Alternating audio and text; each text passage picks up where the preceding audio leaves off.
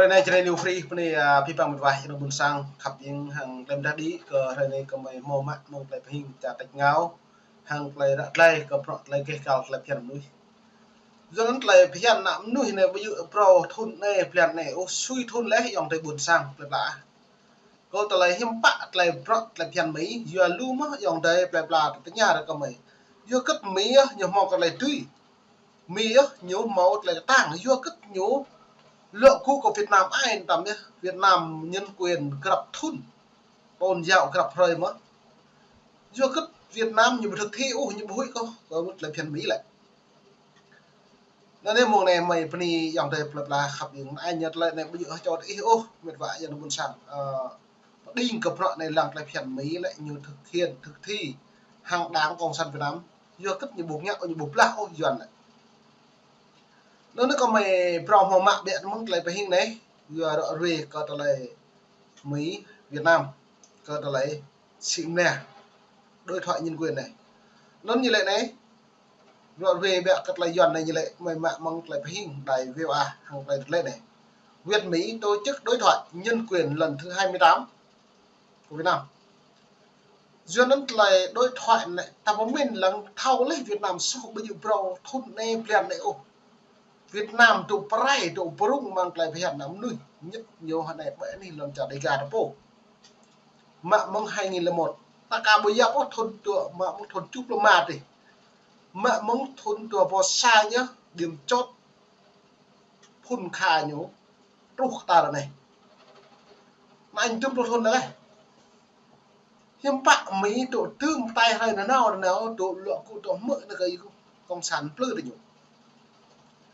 nó lò mày càng lại chôn bẹt dòng này buồn sang rồi về đạt với là buồn sang là thâu mấy miêu kệ Mỹ lại kỹ thuật Mỹ lại chẳng Việt Nam nhiều lúc lần là Việt Nam vừa nhét bóng màu lần tràn ô như áo mất nước vinh viễn lên tầm nuôi nhiều bóng màu nuôi như dạp nuôi tầm trụ tầm văn đúng không căn màu nuôi di cư này lấy bóng màu nuôi bản địa đang dạp nuôi người dân bản địa lấy bóng màu người dân bản địa hiện bạn người dạp nhầm nuôi vô di cư nó màu này mày phải xem mức biện cật là nhiệt lê đài V3 Việt Nam hàng Mỹ đối thoại vấn đề nhân quyền này chẳng khuy lại bình nhố tụ cự nên tôi chọn tiền lúc ta tôi nhận sát ở đây nhưng mà về sắp lòng rồi quyền tự do ngôn luận và lập hội cũng như cải thiện thượng tôn pháp luật, đồng thời kêu gọi trả tự do cho những nhà hoạt động bị giam cầm bất công trong khuôn khổ đối thoại nhân quyền Mỹ Việt lần thứ 28 vào ngày 6 và 7 tháng 1 năm 2025 ở Hà Nội. Mỹ và Việt Nam đã thảo luận nhiều vấn đề nhân quyền, bao gồm việc thực hiện các khuyến nghị được đưa ra trong khuôn khổ rà soát định kỳ phổ quát của Liên Hiệp Quốc đối với Việt Nam. Hoa Kỳ kêu gọi Việt Nam bảo vệ quyền tự do ngôn luận và lập hội, cải thiện thượng tôn pháp luật, thúc đẩy cải cách pháp lý, bảo vệ quyền tự do tôn giáo, tín ngưỡng và quyền của các thành viên thuộc nhóm dân cư yếu thế, thông cáo viết. Ngoài ra, chính phủ Hoa Kỳ cũng nhấn mạnh tầm quan trọng của môi trường thuận lợi cho các tổ chức phi chính phủ nhằm đạt được các mục tiêu phát triển của Việt Nam. Cuối cùng, phái đoàn Mỹ cũng kêu gọi phía Việt Nam trả tự do cho những cá nhân bị giam giữ bất công, đồng thời nhấn mạnh rằng việc thúc đẩy và bảo vệ nhân quyền là một yếu tố thiết yếu trong chính sách đối ngoại của Hoa Kỳ. Dẫn đầu phái đoàn Mỹ là trợ lý ngoại trưởng phụ trách dân chủ, nhân quyền và lao động Daphne Ram và đại sứ lưu động về tự do tôn giáo quốc tế Rassan Hussein cũng tháp tùng Bộ Ngoại giao Hoa Kỳ cho biết thông cáo hôm 7 tháng 1. Trong khi đó, phái đoàn Việt Nam do ông Phạm Hải Anh, vụ trưởng vụ các tổ chức quốc tế của Bộ Ngoại giao dẫn đầu. Ok. Ruột lại này có pích bằng pro hạt rẹt mệt vả, có lại bây giờ pro này ở lú vật đang lên ăn đến nào, có lại nhắc nhớ vấn đề nhân quyền về tôn giáo lên tầng tổ mạ độc lực nuôi buồn sảng. Nó được lại nhầm plư nên ai nhiều hiếm bạn ta bố lại pích bằng pro nhiều kéo tôi hàng lại của mình tôi hay đây rằng bự tớ mấy lên tầng cả hiệp bản mà ai nhú chừng ngại dập tắt nuôi lần chặt Việt Nam lên nuôi như dập tôi nuôi buồn sảng đi gà đặt vô lại bùa dập nuôi màu lần chặt ô nó lại này là càng nhiều ngạ cho nên là càng chay rải lút tí nhiều mệt vả do ấy bố lại mệt vả dòng thời phải ta trộn nó chặt nhau đi ra nem ít thạ dập ní tao biết này phải chặt mình nhau đi cú hội mì nhưng ít mơ tiêu bang nhưng ít mơ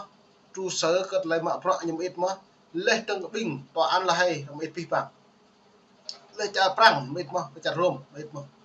nhưng ít pro này ô mạ ở nút việc mà thông đồng từ tiếp đi là nhưng ít là mơ ít dập dàng mà được cái bình mạ prọ này từng tụ chơi đồng ít lu lóc có đơn từng do cái là nút việc mà thông tập nân đằng bột là nhà sát với nút bình mạ prọ đây là đồng tập ni mà là bột nó là bột hít lại nhiều cái bị cái pet nó lại này nhiều tôi đã bột điện là dần như một thầu được cưng ô bởi này lần theo cái nhục lên đang mang trong nội bộ đáng cái nhu hệ này với đấng vớt cái tập polo từ mạo prọ bình dần như hai này lại chặt được nhau lên rút ai mới vớt nặng buồn sang như pu duyệt giàu hay ngoại hai này là kém dập tắt tắm biết đáng công sản Việt Nam chẳng họ đối đa đáng đa nguyên hàng lực khí cũng đạt cái như pu pli cũng làm pro với cái buồn sang đây cả pu ta một trong từ kho mà ta một từ kho nó như ôm mình vậy nó lại này mười niệm để xem lặng giờ đã mấy con lệ vào hai coi mà hai kỳ để pu cái lại tru thọc con rồi mổ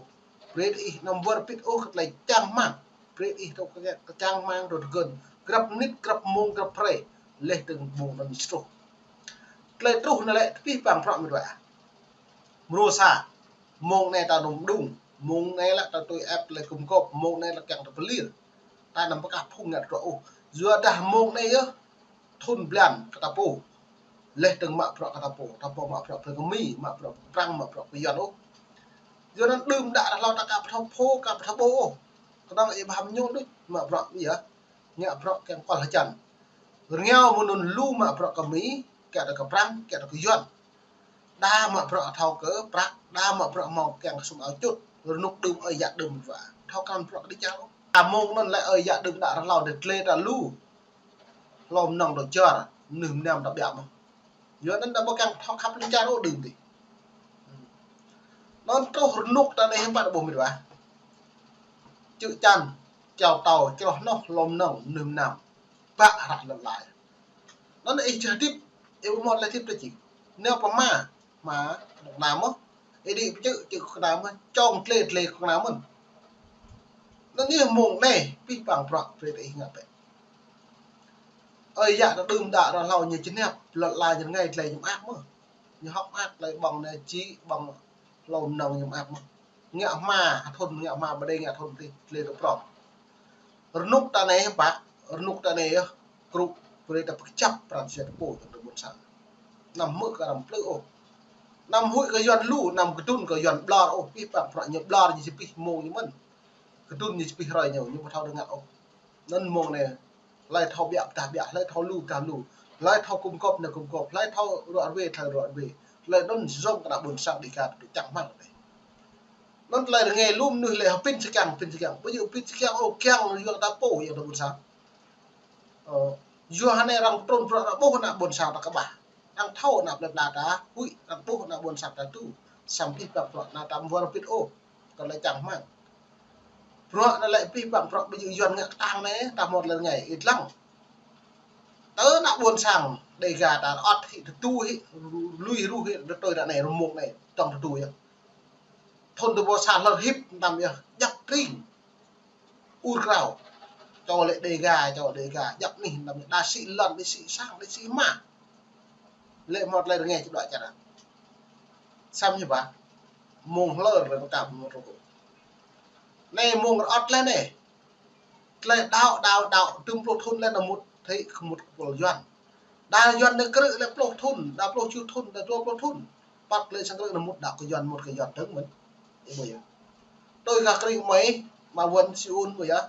cứ pro năm thôn nhưng phải ra đây là một cái doan tao cứ tụ doan nó cứ giờ nó nhiều trong ọt giờ mùng nên tao nhớ tao bổ bình chẳng mang bình lau chừng tới chỉ lau lại chẳng mang một lần cha bây giờ có đội vì cảm dạo cứ bình lau nghèo với mạng nhập tu ai hết không phải lệ cứ bình pro neo pick tạm như ngã tay mông này không phải một lần ngày nhiều một lần bạc nó nên mình bảo trong lập la một là lòng chứ mông là dịch lệ vậy thì vi phạm bốn sao khắp những sân lăng hay là dịch lệ này thì bốn sao khắp những